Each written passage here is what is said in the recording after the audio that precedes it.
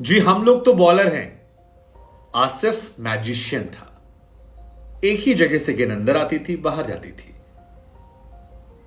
शोएब अख्तर की ऐसी कुछ लाइनें जो हैं ये मोहम्मद आसिफ को एक नए सिरे से डिफाइन कर जाती है। एक आदमी जो मैच फिक्सिंग के आरोप में बैन किया जाता है, उसे हीरो बनाने लगती है। वैसे भी हम एशियन कंट्रीज में बड़ा फेमस है कि हमारे यहां विलन जो होता है उसे एक वर्ग हीरो के तौर पर देखता है, लेकिन मोहम्मद आसिफ में कई ऐसी खूबियां थी जो उन्हें हीरो बनाती थी। आईपीएल में भी उन्होंने खेला, मेडन ओवर डालना हो, टी20 क्रिकेट में मेडन ओवर डालना हो, या वो द्रविड़ और लक्ष्मण को बोल्ड मारना हो, पीटरसन, डिविलियर्स, तमाम खिलाड़ियों को शिकार बनाना हो, कुछ खास था उसमें जो पूरी तरह से एक्सप्लोर नहीं हो पाया और इफ बट के बीच में रह गया। लेकिन जिस आसिफ की तारीफ पाकिस्तान क्रिकेट के तमाम लोग इतने कसीदे पढ़ते हैं और तमाम पाकिस्तानी दिन रात ट्वीट करते हैं कि यार हमारा फक्र रहा है जी, उस आसिफ ने पाकिस्तान क्रिकेट, पाकिस्तान के क्रिकेटर्स, खासतौर पर कप्तान बाबर आजम की धज्जियां उड़ा दी है। ट्विटर में स्पेस में उन्होंने चर्चा की और उसके बाद जो बातें उन्होंने बाबर आजम और टीम को लेकर कही है वो पाकिस्तान क्रिकेट टीम के लिए एक्चुअली में सेटबैक है। काफी कुछ कह दिया, इतना कुछ कह दिया कि पाकिस्तान को एम्बैरेसमेंट होना पड़ा। एहसानुल्लाह जैसे खिलाड़ियों को तो ट्विटर पर उन्होंने खुलेआम गालियां दे दी। हाँ, एक घटना का जिक्र होता, हमें लगा वो बताते क्या क्या बड़ी बातें आसिफ की तरफ से कही गई हैं। मोहम्मद आसिफ ने एक सवाल उनसे पूछा गया कि पाकिस्तानी तेज गेंदबाजी जो है वो आपको कैसी नजर आती है? आपके पास हारिस रऊफ हैं, शाहीन अफरीदी हैं, एहसानुल्लाह हैं और बहुत सारे खिलाड़ी आपके पास हैं, तो ये आपको कैसे नजर आते हैं?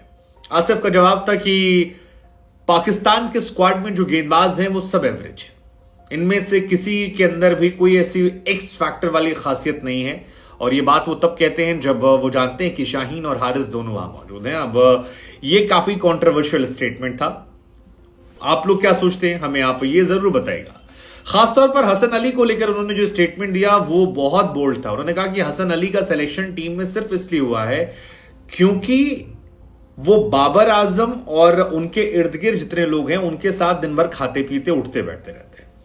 उनका सिलेक्शन उनकी परफॉर्मेंस के बेस पर नहीं हुआ है, वो उस दोस्ती यारी के बेस पर हुआ है जो पाकिस्तान क्रिकेट में हमेशा से रही है कि कप्तान के साथ अगर आप उठते हैं, बैठते हैं, खाते हैं, पीते हैं, उनकी लॉबी का हिस्सा है, तो फिर आपको साथ में खींचा जाएगा। जहां मौके मिलेंगे वहां पर आप भले एवरेज हो, आपको टीम में घुसेड़ दिया जाएगा। और यही कहानी उन्होंने कहा कि इन जनाब को लेकर मिली है। अब हसन अली के दिल पे क्या बीत रही होगी वो हमें पता नहीं, लेकिन ये दो स्टेटमेंट पाकिस्तान के तमाम क्रिकेटर्स और लोगों को झटका जरूर दे रही होंगे, जहां पर उन्होंने कहा कि एवरेज बॉलर हमारे पास हैं, कोई खास नहीं है और यहां सिलेक्शन जो है वो दोस्ती यारी पे हो रहा है, परफॉर्मेंस बेस्ड सिलेक्शन पाकिस्तान के अंदर नहीं है। दूसरी बड़ी बात जो कही गई है आसिफ की तरफ से वो बाबर आजम को लेकर है। कहा गया कि यार बाबर आजम जो है ना वो एक एवरेज कैप्टन है और बहुत खास कैप्टन नहीं है, मैं उसे बहुत अच्छा कैप्टन नहीं मानता।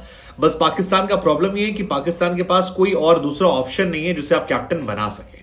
हाँ, वो शाहीन जो है वो लगातार कोशिश कर रहा है कप्तान बनने की, लेकिन वो नहीं बन पा रहा है और ये इतना आसान नहीं रहने वाला उसके लिए। सो ये एक समस्या हो गई है। हालांकि बाबर आजम को लेकर उन्होंने कहा कि यार बाबर आजम जो है वो टुक टुक खिलाड़ी है और टुक टुक तरीके से खेलता है। बाबर आजम को टी20 क्रिकेट बेहतर करना पड़ेगा। जो बड़ी बात उन्होंने कही वो ये कि मैं बाबर आजम को आज भी मेडन ओवर डाल सकता हूं। बाबर आजम को मैं आज भी टी20 क्रिकेट में मेडन ओवर डाल सकता हूं। अगर आप बाबर आजम को अच्छी डिलीवरीज डालते हैं तो बाबर आजम की हैसियत नहीं है कि वो आज भी गेंदों को मार सके।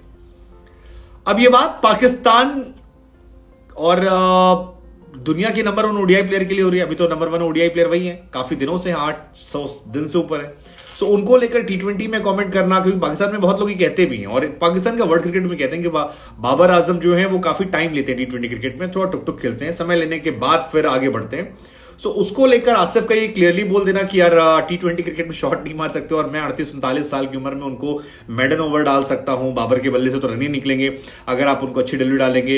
एक एवरेज कैप्टन है जिसका रिप्लेसमेंट नहीं, इसलिए वो टिका पड़ा है।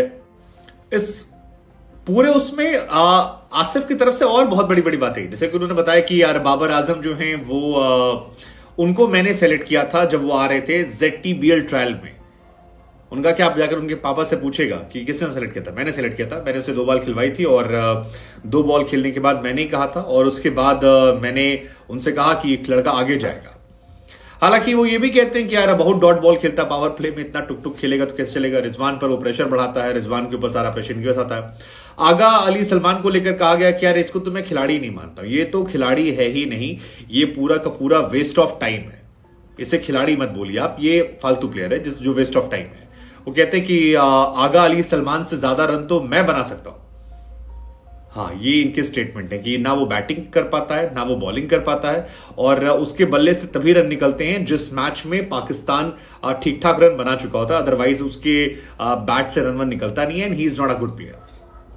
शाहीन शाह अफरीदी को लेकर सवाल पूछा गया तो कहा यार शाहीन शाह अफरीदी को नेपाल के सामने या वेस्ट इंडीज सामने या बांग्लादेश सामने नहीं खेलना चाहिए। छोटी छोटी टीमें हैं, इनके खिलाफ खेलकर अपनी हेल्थ का ध्यान रखिए। एक फास्ट बॉलर के तौर पर फिटनेस बहुत जरूरी है। ऑलरेडी आप लोग इतना पैसा वैसा के लिए दुनिया भर की लीग खेलते हैं। अब लोगों ने कहा यार एक आदमी पैसे को लेकर एडवाइस कर रहा है जिसने इंग्लैंड के सामने पैसा लेकर खेल करवाया था, लेकिन ठीक है, मतलब अब क्या बोलूं मैं, बड़ी आसिफ ये भी कहते हैं कि पाकिस्तान क्रिकेट टीम ने उन्हें 11 लाख रुपए महीने का ऑफर किया था नेशनल क्रिकेट एकेडमी में, लेकिन उस ऑफर को उन्होंने ठुकरा दिया। कहा जी मैं यूएस में बैठा हूं और यूएस में मैं हर हफ्ते 11 लाख रुपए कमाता हूं। अगर आप मिकी ऑर्थर की तरह 45 लाख रुपए दे सकते हैं महीने तो मैं आ जाऊंगा, अदरवाइज नहीं आऊंगा। ये उनका कहना था पाकिस्तान को लेकर। ईशानुल्लाह को लेकर कहा कि यार ईशानुल्लाह और उनकी चर्चा चल रही थी और ईशान उनके पास आया और ये कहते हैं कि मैंने ईशान से कहा कि सुनो तुम अगर लंबी गेंद करोगे तुम ज्यादा विकेट ले सकते हो, तो वो कहता है कि नहीं भाई जी मेरे को बैट्समैन का सिर फोड़ना है। तो फिर ये कहते हैं कि गाली देके उससे क्या हो जाएगा, विकेट मिलेगा तो नहीं, फिर हाँ डॉट वो गाली वाली आके और काफी कुछ कह देते हैं। तो मतलब काफी सारी चीजें जो हैं वो उन्होंने कही है। हालांकि आसिफ फिलहाल यूएसए में खेल रहे हैं और मतलब ठीक है, आसिफ के वीडियोस बहुत आते हैं इस बीच में, राहुल द्रविड़ वाले और बहुत सारे वीडियोस हैं।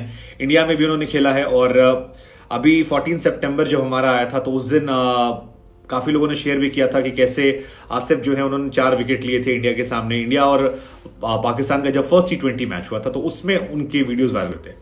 लेकिन अब ये सारे स्टेटमेंट काफी कंट्रोवर्शियल होने वाला है। वो या तो हाई थे या वो बहुत सच बोल रहे थे, इतना सच नहीं बोलना चाहिए, लेकिन जो भी है ये स्टेटमेंट काफी कंट्रोवर्शियल है। हमें लगा हम आपसे पूछते हैं कि इस सारे स्टेटमेंट को लेकर आप क्या सोचते हैं और मोहम्मद आसिफ को आप कैसे याद करते हैं आज के दौर में।